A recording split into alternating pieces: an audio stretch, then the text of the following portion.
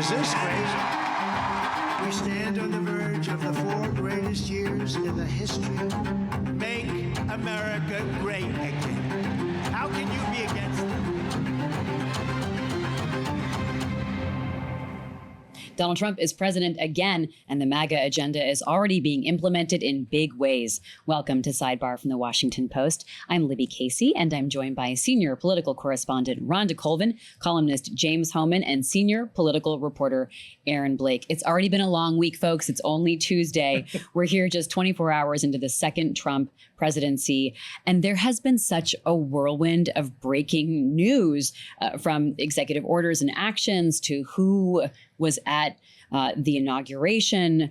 I think this is part of the plan, though, right? It's like hit us with so much that it's a bit overwhelming to even digest it all. So here's what we're going to do today. We're going to break down what matters in Donald Trump's first actions here in these first 24 hours in office, and what will actually happen, what will go or already is going into effect, what matters and might happen but could get stopped by the courts or Congress, and then what parts of this will just not really have an impact and, as James has said, is more like a press release, frankly, than an executive order. So let's just dive right in. James, what do you think is the most impactful thing that Donald Trump did on the first day? History will remember the mass clemency blanket pardons for everyone involved in January 6th. 4 years after he left office, after trying to overturn the election, he comes in and immediately lets off 1,500 people who were involved in trying to keep him in power. So, Rhonda, it really is a shocking visual to think back to January 6th, 4 years ago, and yesterday. Donald Trump got inaugurated in the rotunda yesterday because of the cold. It was moved indoors. The same rooms that were being ransacked and rioters were running through and police officers were defending and running for their lives in cases. Lawmakers were hiding. You were in the Capitol complex both times. Who got a commutation? Like, who gets out of jail now? Well, this will likely affect about 1,500 people, and it is. I mean, that's like yes. Almost everyone, right? Yeah. And there have literally been about everyone. 1,300 who received convictions. So this is widespread. And was anyone left behind? Like, is there who were the worst offenders? Right? Leaders of the Proud Boys, people who violently attacked and assaulted police officers, and that they have evidence and they were convicted of that. Right. All out of jail? 14 individuals will have their sentences commuted, and that includes the leaders of the Oath Keepers, Proud Boys. They will be commuted to time served. So those were the, people who, if you remember from the investigation, had stockpiled arms in a nearby hotel room. I mean, these people were ready to go to war. So seditious conspiracy was part of some of these exactly. And so 14 of them will see their sentences commuted. This is a little different than what we were talking about a few weeks ago. We had heard that potentially Trump would just pardon those who were nonviolent, but this is widespread. So this was certainly a stunning development last night. But of course, it may not be a full surprise because Donald Trump promised this very early on in his campaign. He did. He's been saying it. He's been calling them like patriots and prisoners, not convicts. Aaron, what does this decision that Trump made, this follow through on a promise, and some people saw as a threat, what does that reveal about what Trump will be doing for the next 4 years? Well, I think it's important to point out that this is something that he talked about, but he didn't really talk about pardoning everyone, even including those who assaulted police officers. And this is something that I think was unthinkable even to some people around him. I mean, you look last week and J.D. Vance was asked about this on the Sunday shows, and he said, quote, Trump would obviously not be pardoning people who were violent.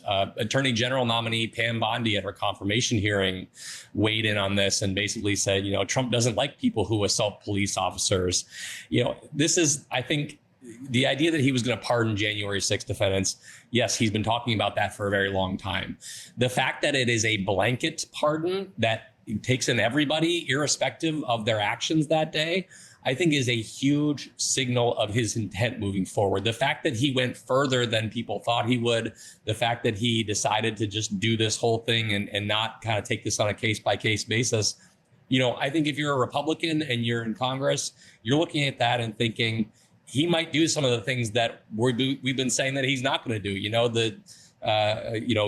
Prosecuting his foes, using the American military against people. These are things that at those confirmation hearings, Republicans ran cover and said, oh, you're taking him out of context. That's not really what he was saying. In this case, he actually went further than what he was talking about earlier. Yeah, I want to put a pin in that and come back to it, because there are questions about some of these executive orders and actions he's taken that, like birthright citizenship, like ending that. So I have a lot of questions, Aaron, about whether you think that one is something that will happen and will have impact, or if it's sort of different on the scale. So let's come back to that in a moment.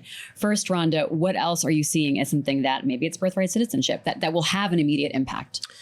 I'm not sure about immediate impact, but I do think the birthright citizenship move, banning those who are born in the United States to a parent who does not have legal status from becoming a citizen, that is probably one that will not take immediate effect, but one that will be tied up in courts. And it's certainly significant because from my understanding, from reading the language, it will apply to people who are on tourist visas, who are on worker visas, student visas. So this could apply to a lot of different scenarios, which is one of the reasons it may be tied up in the court system. So we'll put that in the what might matter category. Let's go back to what really matters instantly, James. So Trump campaigned on unleashing American energy, and he signed a bunch of executive orders that actually will have a dramatic and immediate impact.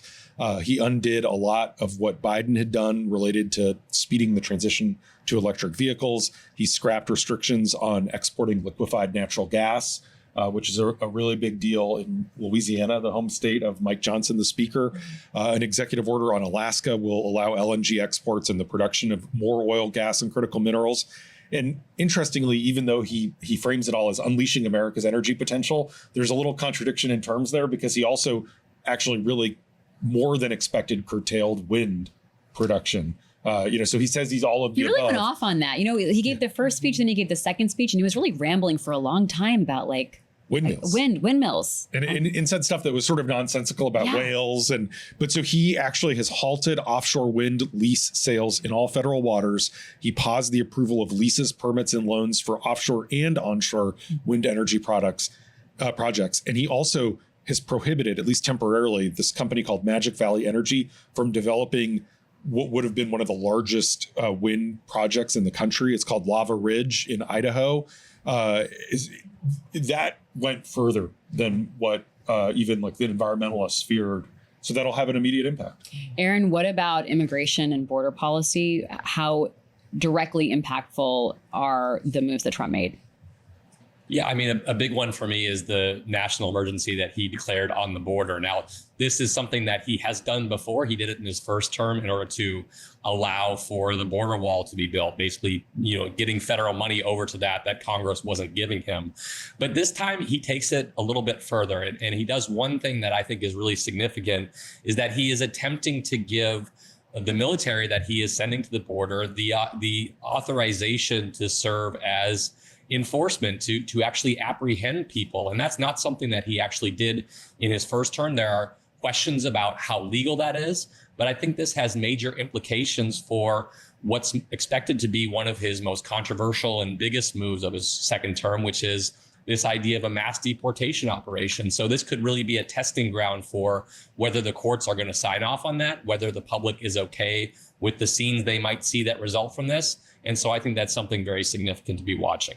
What about leaving the World Health Organization, Rhonda? People are asking a lot of questions about what that means today. Yeah, the United States is the largest funder to the World Health Organization. So withdrawing from them, that is going to have impact on the world stage. It's something that I have heard actually anecdotally from folks who are associated with healthcare, vaccines.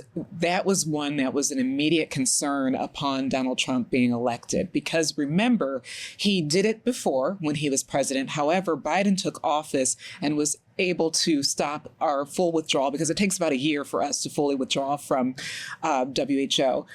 So we'll see. I mean, he'll be in now for 4 years, so there is no rescinding that likely. But it is something that folks who are interested and care about vaccines or collaborative health care across the globe are very concerned about what effect this might have. It also seems like, James, it's a symbol of this isolation, like shutting down the borders, isolationism. It does. It hurts us and it hurts the rest of the world. The way it hurts us is in this form of isolationism, it restricts the CDC's access to global rapid sharing of data. So when the first coding of the genetic material that was COVID was coming out of China, the CDC got it through the World Health Organization. Obviously, it hurts the world because in that isolationist spirit, it means we're not funding projects in places like Gaza. And it does take a toll on civilian lives. Aaron, I'm hearing two things, though. On one hand, I'm hearing this isolationism. And on the other hand, I heard Trump talk about manifest destiny, like literally manifest destiny, something I haven't thought about since like my 7th grade social studies class. What gives? Yeah, I think we all had to dust off our old textbooks on that one. The fact that he invoked those words, manifest destiny, in his inaugural address was really interesting to me. I think I saw somebody say that those words had never actually been used in an inaugural before. And this is something that is reflective of his increasingly expansionist ideas. I think the big one that people have obviously been hearing about is the idea of getting Greenland from Denmark. He's also talked about the Panama Canal. That was a big focus of his inaugural address. But are those things that can happen? Because we're talking about what could happen. Like, do I need to call my friends in Greenland and be like, guys, I'm sending you American flags? Like, what? Like, is this something that he could do right away? No, it's not. Congress is talking about giving him some kind of authority to try and acquire Greenland, but these are not things that are going to happen overnight. I think that's safe to say. All right, we'll put that in the second category then. I want to ask about TikTok because that's something that he, was able to put the pause on. And fascinating, if you go on TikTok, it gives Trump credit. Like they literally gave him like a shout out for doing it, James. It's a pretty remarkable thing because Trump has flip-flopped on this. In 2020, he wanted to ban TikTok. Now he's positioning himself as the savior. He has attributed it as one of the key factors in his victory this past November. And it's back up and running, but we don't know for how long, but there's now more time to get it worked out. Right. Now more time. And he does appear to be the savior of this. It is interesting, though, with his name on it saying that he is allowing time for this to be sold to an American company.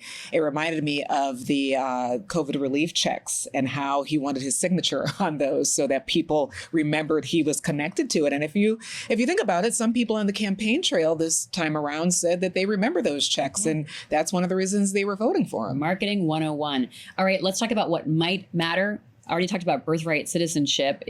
How far could that go? Is it up to the courts, James? Like, what's the challenge? This is going to play out in the courts. Already the day after the inauguration, Tuesday, 18 states and a bunch of different civil rights groups, the ACLU, have sued to stop this from going into effect. They sued in kind of the Northeast, hoping that the First Circuit would block it from happening.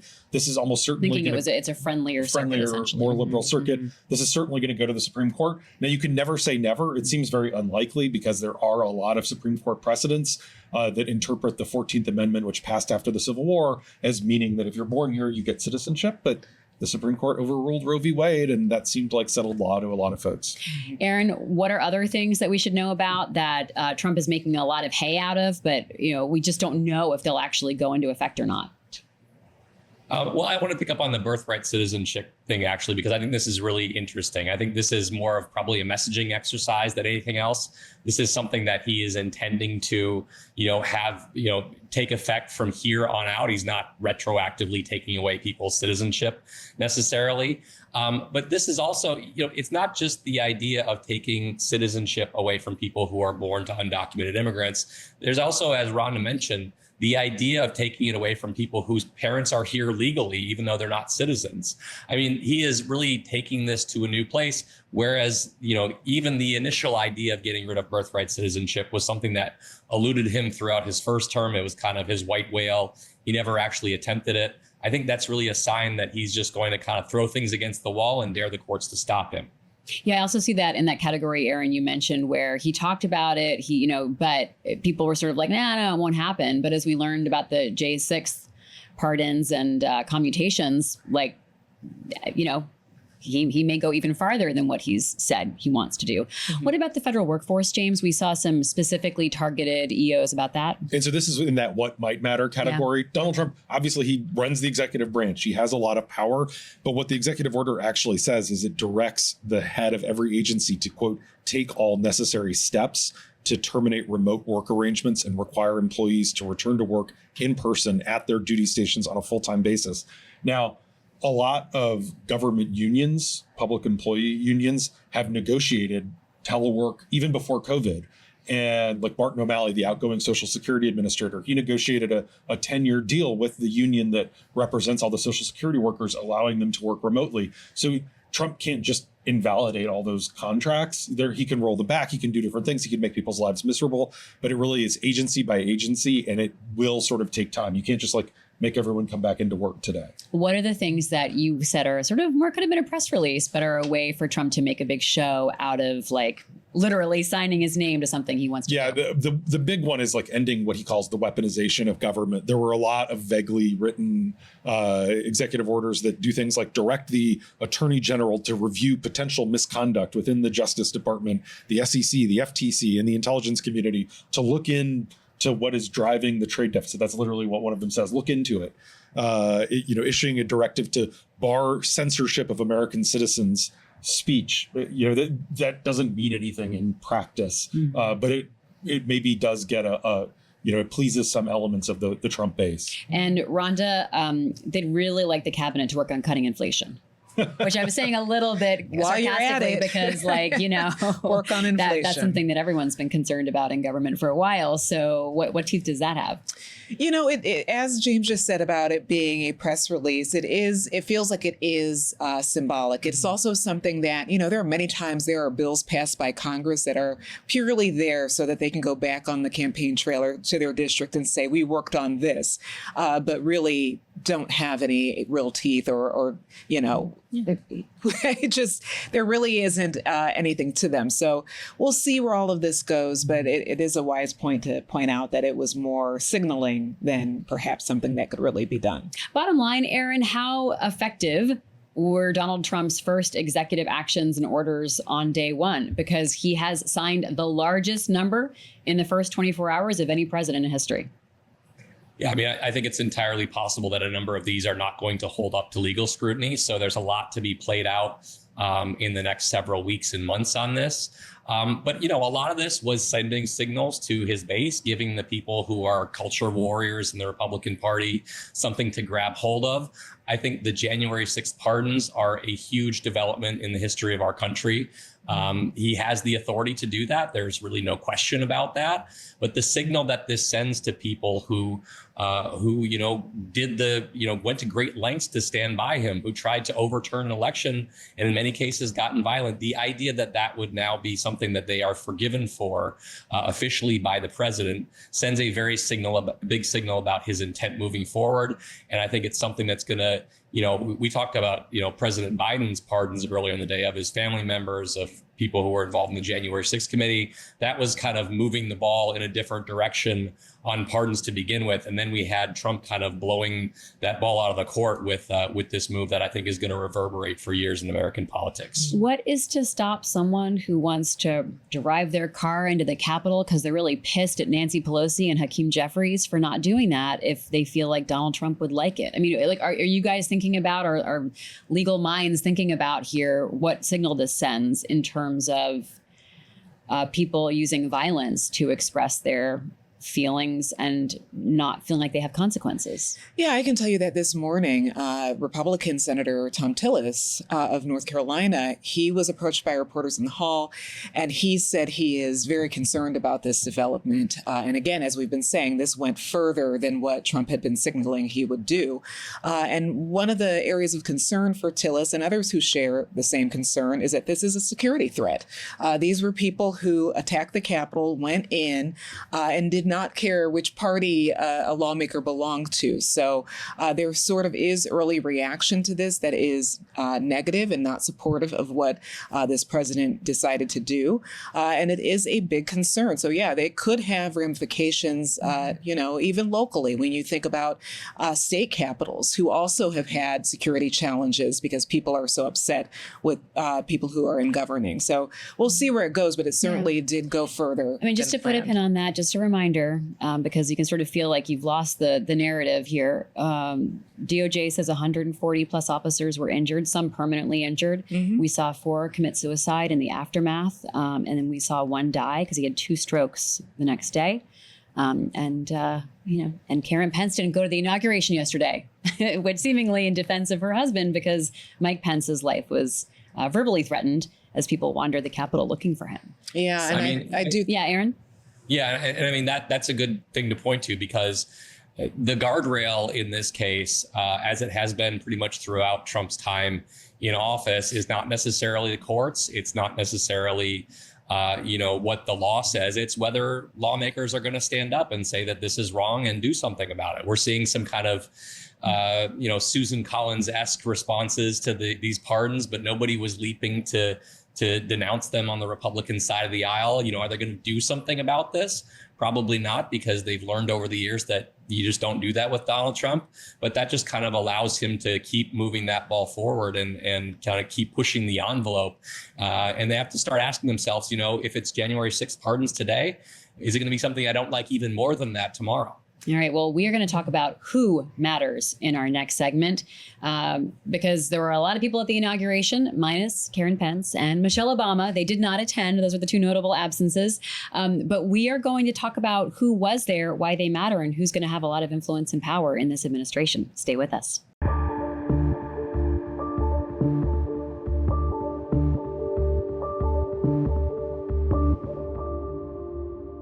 This is Sidebar from the Washington Post. A reminder, you can listen to us on your favorite podcast app or watch us on YouTube. Just look for the Washington Post. I'm Libby Casey, and I'm with James Hohmann, Rhonda Colvin, and Aaron Blake. Let's talk about the tech CEOs who were all over inauguration with some prime seating, James. What's really amazing is the governor of Virginia, Florida, and Texas all had to go to the overflow room. And the senators, like Ted Cruz was up there, they weren't allowed to bring plus ones. They didn't have their spouses. But the tech CEOs who combined, those watching can see on the screen, are worth $1 trillion. $1 trillion? More than $1 trillion if you add up the wealth of everyone who was sitting there. They get, like, Mark Zuckerberg got a +1, Jeff Bezos got a +1. Exactly. And it says a lot about what Trump values. Yeah, it's just fascinating to see who made it in the room. Why should it matter, Aaron? I mean, it does matter because it reflects the principles and the priorities of the administration, and I think the visual also matters here. I think that a lot of Democrats were looking at that and kind of licking their chops at how this looked. We've already known that Trump has picked very wealthy people to run his government. His first cabinet, I believe, was already the wealthiest. This one has, I think, around a dozen billionaires in it. But, writing that in a news story is one thing. You have the visual of him surrounded by these super wealthy people, which people at home might or might not actually like some of these people. Having them have such a prominent placement there, having him next to the Tik Tok CEO, who, many people in American government regard as damaging American national security. I think it painted a pretty potent picture, and one that Democrats could, to the extent they have any kind of wherewithal right now, which I'm not sure that they do, could really seize on that and argue that this is a guy who ran on populism, who is now surrounding himself with the wealthiest of the wealthy. So we were talking about what matters. Well, who matters? This kind of combines both. Doge. Rhonda, it's got both, because it's got the characters and it's got like the potential actions. Is Doge mattering in this moment? We saw Elon Musk very prominently all day yesterday. Yeah, I think at the offset, it looks like Doge will matter. I don't know where we will be a year from now or 2 years from now, and where that pseudo agency is in their mandate to kind of slim down on government. And they're already getting lawsuits. They're getting slapped with lawsuits. So I really don't. I think that's a storyline that we will be covering, for months and maybe a few years to come. But for now, it does appear that Elon Musk, because he has the president's ear, he is physically with the president a lot, that what he says will likely go, or at least be argued. But again, I don't know the future. I mean, there's a long history of blue ribbon commissions to cut government waste. And you can imagine Elon Musk getting bored, frankly, and sort of moving on to something else when he runs in to the resistance of not the liberals, but of inertia and laws and lawsuits. I mean, we're talking about laws, but some of the lawsuits are really targeting this idea of government transparency. Like you have to do record keeping and stuff like that. And if you're just like pinging your friend on Signal and like talking about the government and what should be done, there's not, your messages are evaporating. There's no footprint there that people can look at. So the laws can be frustrating to people. Like they can sometimes stop efficiency, but they also are there for purposes and reasons that could, get in his way. And almost every program has a constituency of some kind, right? Congress has to fund these things. There's someone somewhere who wants it. Right. When you talk about cutting government, right. like there's like a methane experiment somewhere in, I don't know, Minnesota, where you guys are from, or whatever people in Minnesota like, an ice experiment that the Minnesota senators are going to love and defend and say is crucial. You can't cut that. So let's talk about Elon Musk, though. Elon Musk got a lot of attention, both because he was everywhere yesterday, but also because when he was at Capital One Arena, he gave a speech like as part of the warm-up act. And he made this questionable gesture that we're going to show you. So our video audience will get to see this. If you're listening to us, we'll describe it after the fact. Let's take a look. And I just want to say thank you for making it happen. Thank you.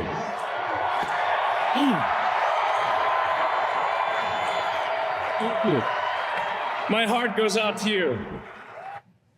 So when it got quiet there, it was a hand on the heart and a strong arm salute, a straight arm salute, and then again, hand on the heart, turning around, and a straight arm or strong arm salute. And Elon Musk has been accused of making a Nazi salute, like Sig Heil. Now, Musk, I have to say, has put out a statement saying, frankly, they need better dirty tricks, like saying that this is like propaganda. Propaganda is the word. But I'll tell you who is happy about it, guys. Neo-Nazis and white supremacists. Right, Rhonda?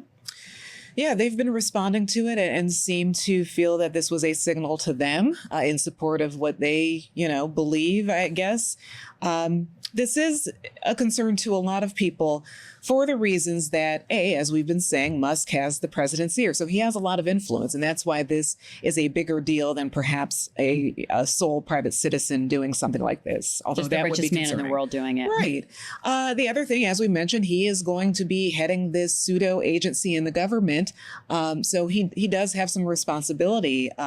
I also think, too, if you think about it, Musk gave a lot of money to House races, those close House races that could have tilted the balance in terms of the power structure in the House right now for the Republicans. So he is an active player in politics right now. So to see this type of movement, however people are interpreting it, the fact that people are concerned, I think it gives it greater weight than if he were just a private citizen. He also has immense power and influence over his ownership because of his ownership of X, James. Yeah. The thing is, he is a troll. He is an edgelord. He is someone who likes to provoke. He likes to push the limits, always has. X gives him the ability to do that. And it is one of those things where, there can be some ambiguity. Obviously, he denies it. The American Defamation League defended him. Well, I want to say they wrote, this is a delicate moment. It's a new day. And yet so many are on edge. Our politics are inflamed and social media only adds to the anxiety. It seems that Elon Musk made an awkward gesture in a moment of enthusiasm, not a Nazi salute. But again, we appreciate that people are on edge and they call for some grace. And I think calling for grace, that is important.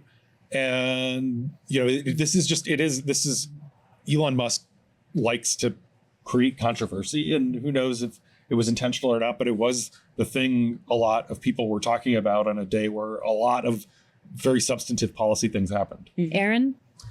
Yeah, and the thing I would point out is people may or may not remember this, but there was a number of years ago a lot of controversy about, people throwing up like little OK signs when they were being photographed. And it came, we kind of learned over time that this was people's way of provoking, because this was something that is, yes, it's an OK sign, but also certain people regard it as being a far right wing salute of some sort. So I don't know what was in Elon Musk's heart. I don't know if he was intending this. I don't know if he was trying to provoke. But also the context here is that this is not just somebody who owns X and has an influential place in American government, but this is somebody who in taking over X has restored the accounts of many of these far-right racist people.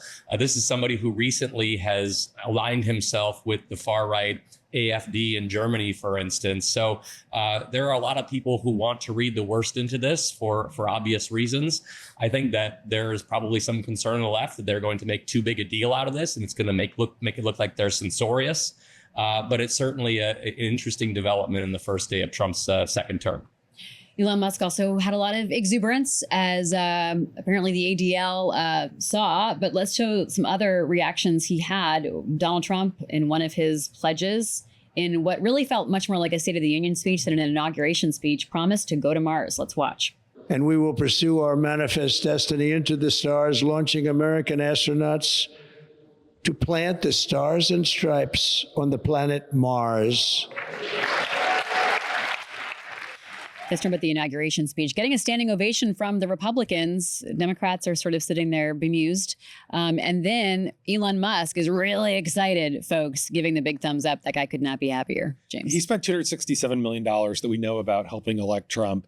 His net worth, because of stocks going up, is more than $200 billion bigger than on election day. $200 billion. $200 billion richer.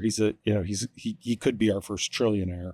And when you think about what is his return on investment, he conceivably could convince Republicans to spend a lot of money, basically paying SpaceX, his company, to pay for a Mars mission. And that would be a huge return. He's been talking about colonizing Mars for years and years. So, I mean, Musk, when you talk about who matters, like Musk has an incentive to stick around in this Washington game, even if Doge hits a wall, because for him, if he actually gets to Mars, thanks to the U.S. government making these massive investments, that would be a monumental win.